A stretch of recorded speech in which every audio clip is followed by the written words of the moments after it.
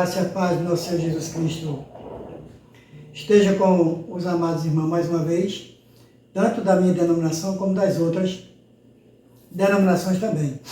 Aqui quem vos fala mais uma vez é o irmão Zito, da cidade de Limoeiro, estado de Pernambuco, e o país é o Brasil.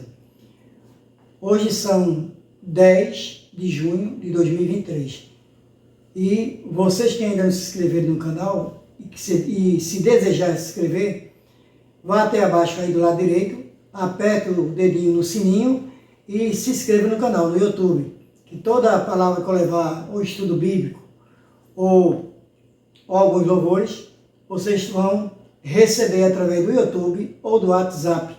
Amém? E para começar, eu vou louvar um hino que se chama Pregadores de Rosa, que quando a gente sai para levar a palavra, a gente não só encontra rosas, mas também espinhos, pelos caminhos. E nos diz assim: tu que pregastes as rosas e não mostraste os espinhos, quando vierem as provas, o cristão deixa o caminho. Quem sai em busca de flores onde não tem, acaba encontrando as dores e os espinhos também. Pregadores de rosas, pregue os espinhos também. Pregue que Deus é amor, mas é justiça também. Porque a fé sem as obras para Deus nenhum valor ela tem. Não pregues facilidade para o caminho do céu. Se não houver santidade, o cristão jamais verá Deus. Pastor que usa cajado ao conduzir as ovelhas, será bem recompensado quando ao Senhor devolvê-las. Pregadores de rosas, pregue os espinhos também. Pregue que Deus é amor, mas é justiça também. Porque a fé sem as obras para Deus nenhum valor ela tem. Pregadores de rosas, pregue os espinhos também. Pregue que Deus é amor, mas é justiça também. Porque a fé sem as obras para Deus nenhum valor ela tem. Amém. E vou deixar aqui, no capítulo de Atos, em Atos, capítulo de número 9, começar do 1, e fala sobre a conversão de Saulo, no caminho de Damasco. Saulo, que depois veio ser transformado, através do Espírito Santo, ao apóstolo Paulo, que nos diz assim: e Saulo, respirando ainda ameaças e mortes contra os discípulos do Senhor, dirigiu-se ao sumo sacerdote,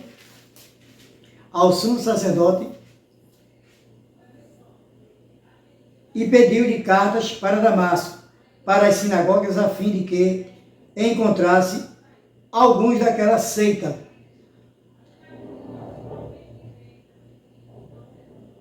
quer homens, quer mulheres, os conduzisse presos a Jerusalém.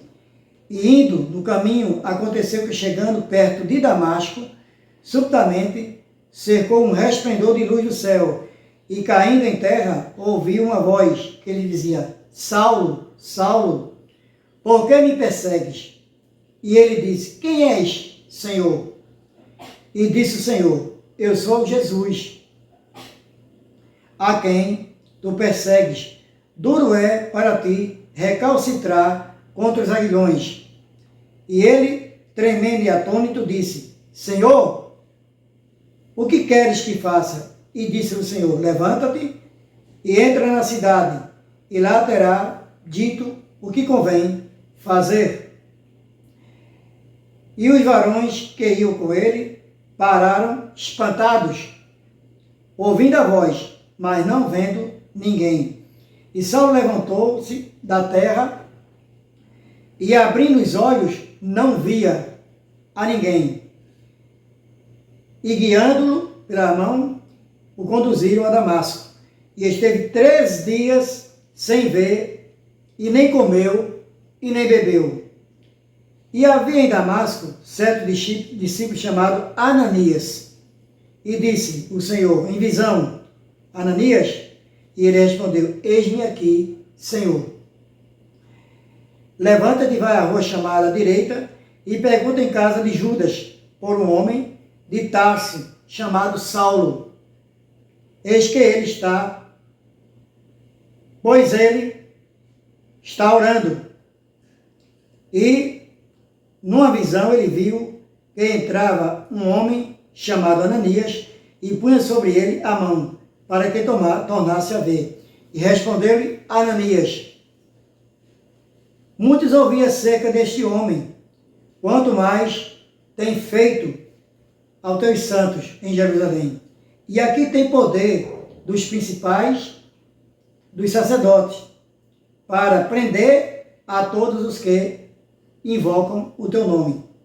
E disse, porém o Senhor, vai, porque este é para mim um vaso escolhido para levar o meu nome diante dos gentios e dos reis e dos filhos de Israel. E eu mostrarei quanto deve padecer pelo meu nome. E Ananias foi e entrou na casa, e impondo-lhe as mãos, disse, irmão Saulo, o Senhor Jesus, que te apareceu no caminho, por onde vinhas, me enviou para que tornes a ver e seja cheio do Espírito Santo. E logo lhe caíram dos olhos como umas escamas, e recuperou a vista, e levantando-se, foi batizado. Então, amados irmãos, a gente vê aqui, não é? Através do apóstolo Paulo, antes ele era Saulo de Tarso. Antes ele era Saulo de Tarso. E era um homem mau. Saulo era um homem mau e muito mau. Muito mau. Um malfeitor, um miserável pecador. Essa é a verdade. Quando ele era Saulo, que ele perseguia os cristãos, o cristianismo, foi o mais perseguidor do cristianismo. Foi Saulo de Tarso, um dos mais que perseguia o povo de Israel, o povo de Deus, os judeus, né? Então, ele buscava, prendia, né?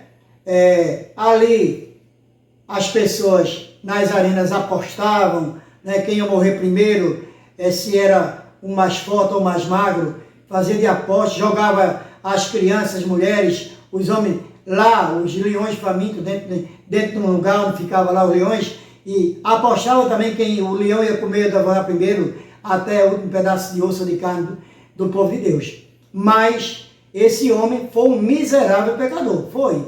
Isso é a verdade, viu? A verdade. Antes, quando era Saulo de Tarso, inclusive, ele viu e ficou presente, não sei se sentado, quando ele viu Estevão ser apedrejado até a morte, né? Que Estevão viu, inclusive, as janelas abertas do céu, diz que ele viu os céus, mas então depois da morte de Estevão, aquelas pessoas que apedrejaram, pegaram as vestes de Estevão e jogaram aos pés dele, e ele viu e não fez nada, porque ele era um homem pecador, cego no pecado, né? No pecado, a quem ele servia, que ele era um soldado romano, e era cego ali, porque não tinha ainda Cristo como seu libertador e salvador. Então ele precisava ter um encontro, que Jesus marcasse um encontro com ele, né?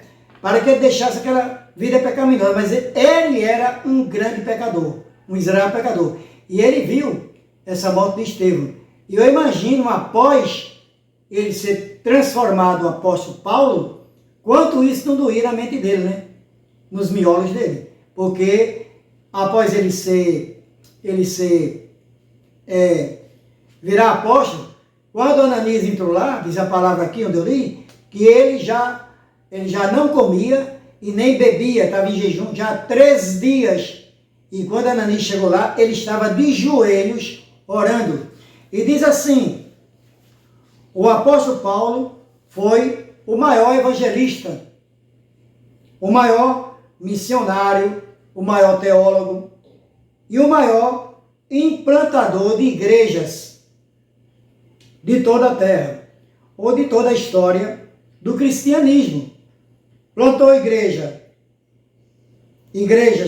nas províncias de Galácia, Macedônia, Acaia e a Ásia Menor. Nenhum homem teve tanta influência durante o seu legado aqui na terra.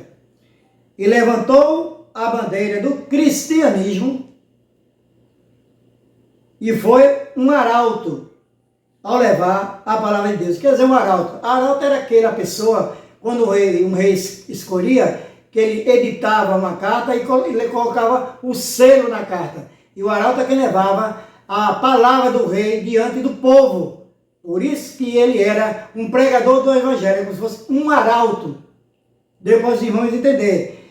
Através de Cristo Jesus, que pregou com zelo, amor e descendia aos gentios e aos judeus, nas escolas, cortes, palácios, sinagogas, praças e prisão. Ele pregou tudo isso aí nesse lugar, após ele ser transformado no apóstolo Paulo, ser batizado através do Espírito Santo por Ananias, por intermédio do nosso Deus. E, em primeiro lugar, Paulo era judeu.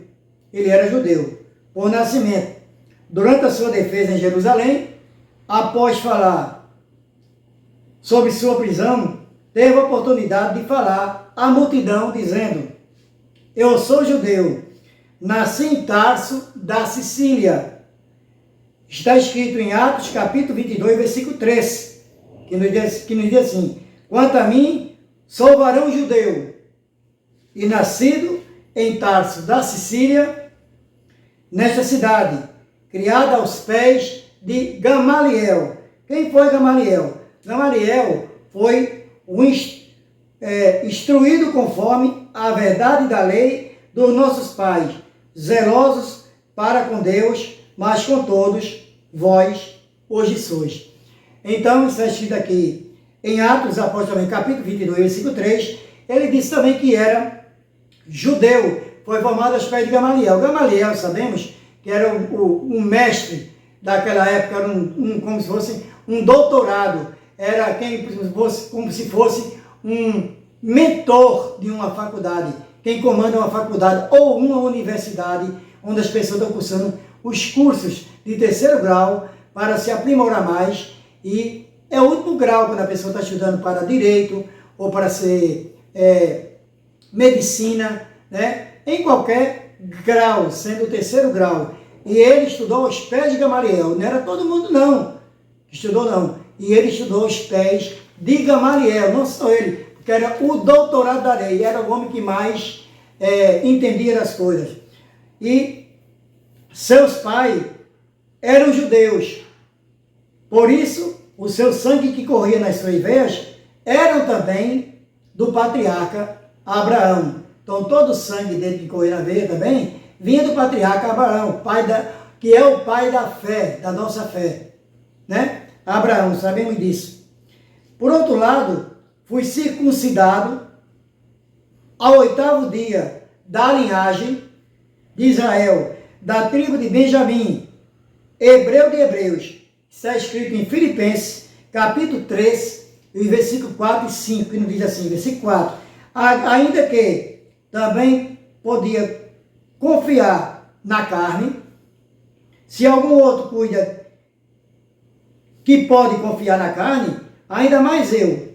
Versículo 5. Circuncidado ao 8º dia da linhagem de Israel, da tribo de Benjamim, hebreu de hebreus, segundo a lei, fui fariseu. Então ele foi circuncidado ao 8º dia. Os irmãos sabem o que é ser circuncidado. na época, tinha que fazer isso, né? Na antiga lei, bem antes, né? Para se dizer que era um servo de Deus. Cortava o prepúcio da pessoa, né? De um certo órgão da pessoa, e ali ele era circuncidado. Ele foi ao 8º dia. Você vê que realmente ele era judeu e da tribo de Benjamim. Ele foi educado em Jerusalém. Olha, ele foi educado em Jerusalém, lá em Jerusalém.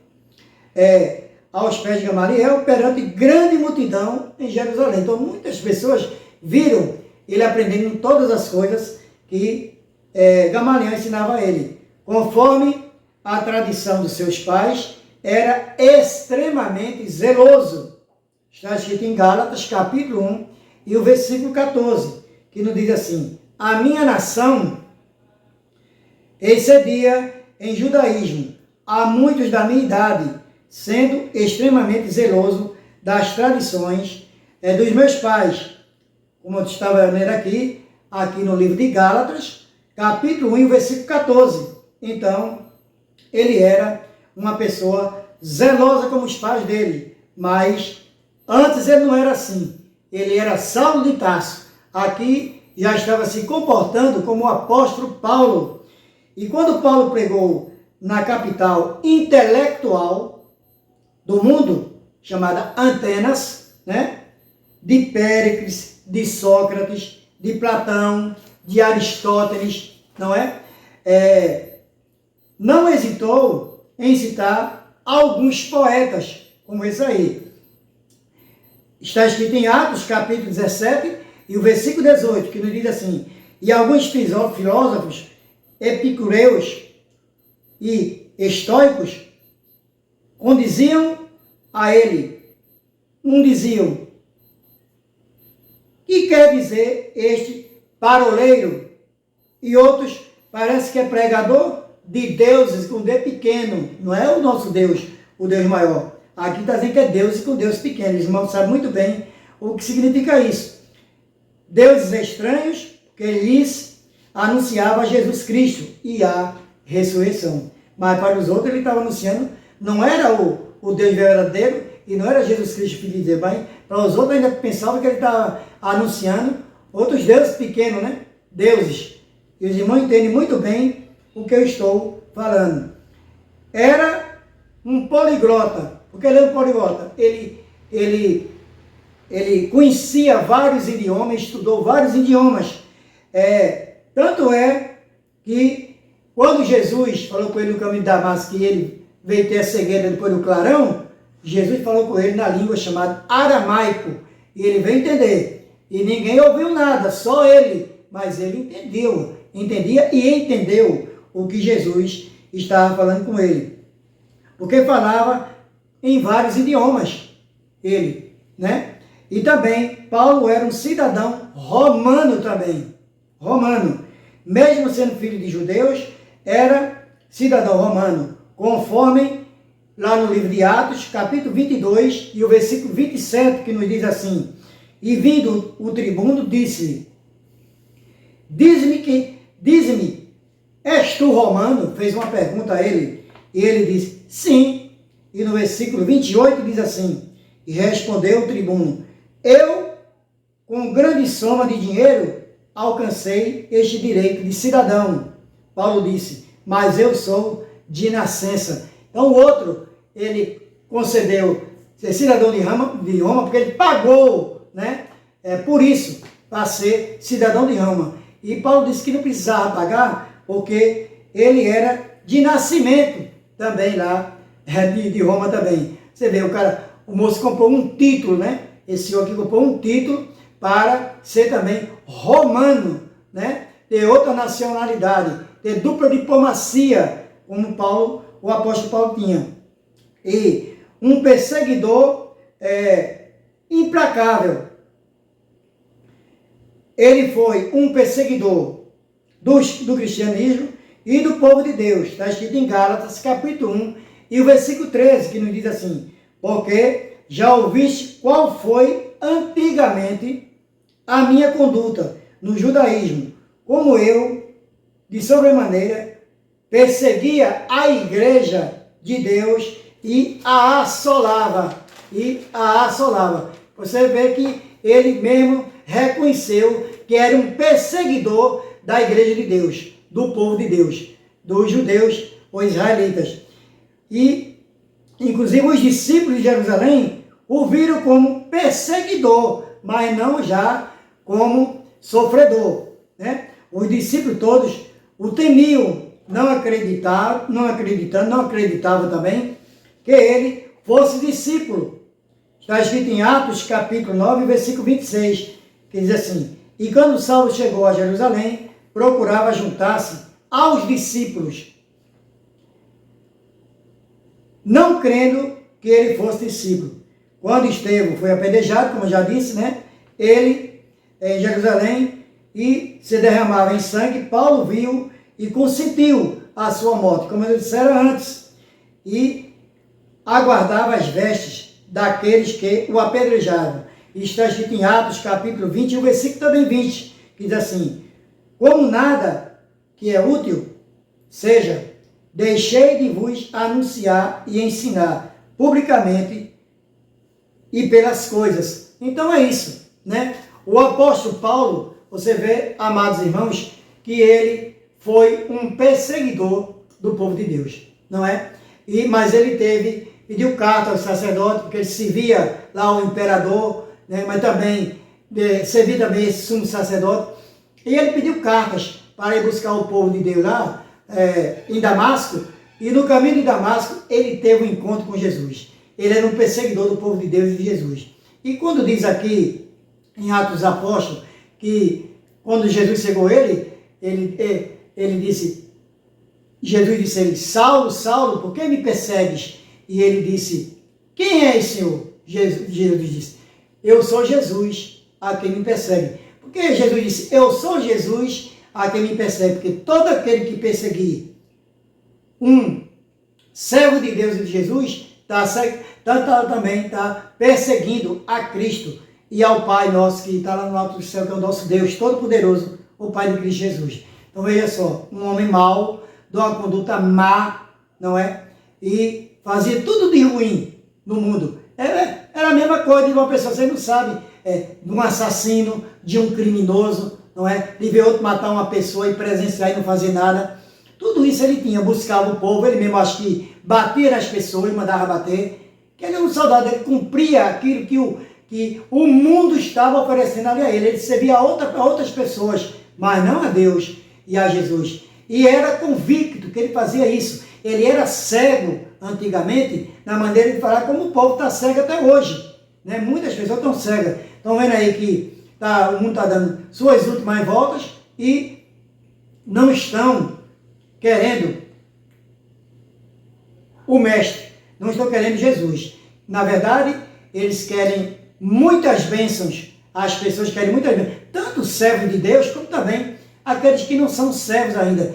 Então, só querem as bênçãos, mas o dono das bênçãos, ele não quer o dono das bênçãos. Então, eu vou dizer a vocês, é igual ao de hoje. O homem está vivendo na concupiscência das carnes, nos pecados, nos seus desejos carnais, não é? E é isso que acontece. Ele estava com essa cegueira como o povo está com a cegueira do mundo. E nós, como os servos de Deus, temos que ser os guias destes que estão cegos no mundo aí. Principalmente agora, que estão nas concupiscências da carne, só quer saber de beber, de comer, né? E pensa que aquilo tudo satisfazer os desejos da sua carne, da carne da pessoa, em vez de satisfazer os desejos de Deus. Gastam todo o seu dinheiro e às vezes, me perdoe, irmãos, bebendo aquilo só prejudica o corpo da pessoa. Quando a pessoa bebe demais, no outro dia ele acorda de uma maneira muito mal, às vezes, me perdoe, mas às vezes lançando a comida fora, né, através da boca, às vezes passando mal, com dor de cabeça, devido às bebidas que tomaram antes, que não tem limite. Alguns têm limite de beber, mas uns bebem até acabar a última gota, às vezes, de um litro de aguardente, ou de uísque, ou de outras coisas mais. Então, ele vive no mundo, e no mundo do pecado. Mas nós somos os guias desses, como eu estava dizendo a vocês. Quando ele veio ser apóstolo, transformado, né? que nós também antes éramos pecadores e malditos pecadores, um miserável pecador, como Paulo também era, mas hoje somos remidos pelo Espírito Santo de Deus, somos remidos pelo sangue de Jesus, não é? Então que para nós hoje, isso também sirva de exemplo. E Paulo teve duas cegueiras, a cegueira do mundo e a cegueira também, através de Jesus, para que esse viesse ser transformado e levar ali a palavra de Deus, né?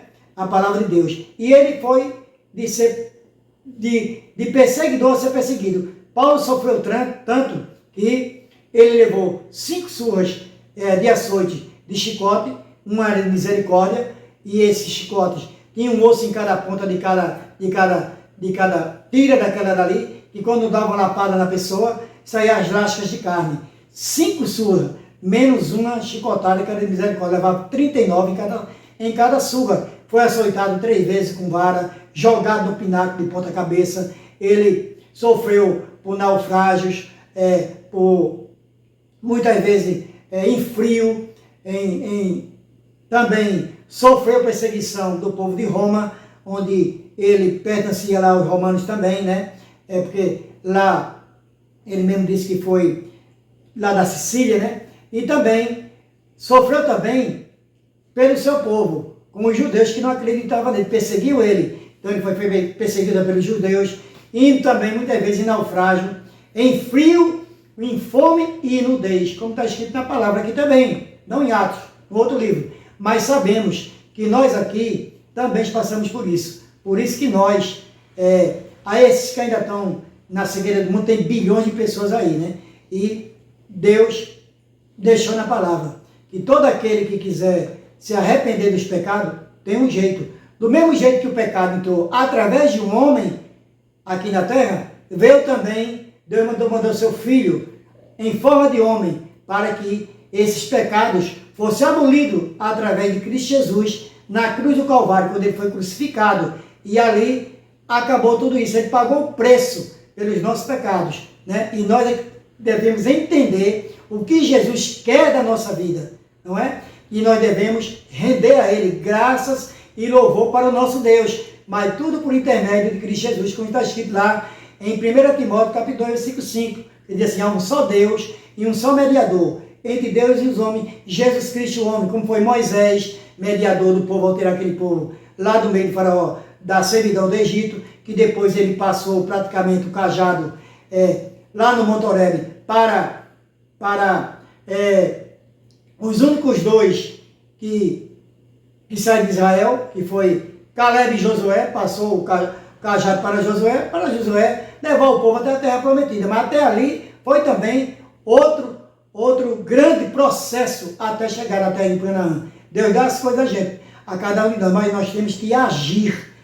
Nós temos que agir e procurar ir atrás das bênçãos que Deus dá. E às vezes Deus coloca as bênçãos bem no meio, bem na frente do rosto da gente, nosso assim, e às vezes por uma conduta má nossa diante do nosso Deus, Deus recua a bênção. Não que Ele não possa trazer de novo, né? Mas que Deus possa abençoar todos vocês, que nós devemos nos espelhar em Paulo, mas jamais nenhum servo aqui, nem um irmãozito, nem outro vai chegar aos pés de Paulo, não, do apóstolo Paulo, quando ele foi convertido. Não, sabe por quê? No Novo Testamento tem 27 livros, e 13 livros, quase a metade do Novo Testamento, foi escrito pelo apóstolo Paulo. E, se eu não me engano, são Romanos, 1 Coríntios, 2 Coríntios, Gálatas e Efésios. Aí vem Filipenses, Colossenses, 1 Tessalonicenses, 2 Tessalonicenses, 1 Timóteo, 2 Timóteo, Tito e Filemão. 13 cartas ou epístolas ou livros que o apóstolo Paulo escreveu para no novo evangelho, para que nós viesse assim, podemos ter um pouco de aperfeiçoamento através dele, né? Através de tudo aquilo que ele passou em prol da palavra, né? Quanto ele sofreu, né? Diz que tinha um espinho na carne, que o diabo colocou um espinho na carne dele, né? E Deus disse que a minha graça te basta, ele diz assim, né? E ele disse que até assim, que o viver ou morrer para Cristo era lucro. Quer dizer que nós hoje, um dia vamos ter que morrer. que nós possamos tirar um pouquinho, né, do aprendizado aí de Paulo e repassar para as pessoas que ainda não aceitaram a Cristo como seu verdadeiro libertador e salvador da sua vida. Porque aqui nós somos usados só como vaso, como oleiro na mão de Deus, né? E a gente leva a palavra, mas quem faz a lavagem por dentro, espiritual, como eu sempre digo, é o Espírito Santo. Esse que vai agir, mas você tem que dar lugar, tem que dar um passo para Jesus. Então o dia hoje são 10 de junho de 2023, dê um passo para Cristo, para que o nosso Deus venha receber você também e que você possa ganhar um galardão eterno por toda a eternidade, morar com Cristo Jesus e com o nosso Deus lá no alto dos céus, na segunda vinda de Jesus. Então é isso. Nós devemos nos espelhar no apóstolo Paulo também e outros também, outros discípulos também, que depois vou trazer outra palavra. Que Deus abençoe vocês nesse dia de hoje, não é? Que Deus derrame bênçãos, chuvas de bênçãos do céu, nos seus lares, nas suas famílias, em todas as suas parentelas, tanto crentes como descrentes. Essa foi a palavra do irmão Zito hoje, neste dia de sábado, 10 de junho de 2023. Que nosso Deus nos abençoe. Amém.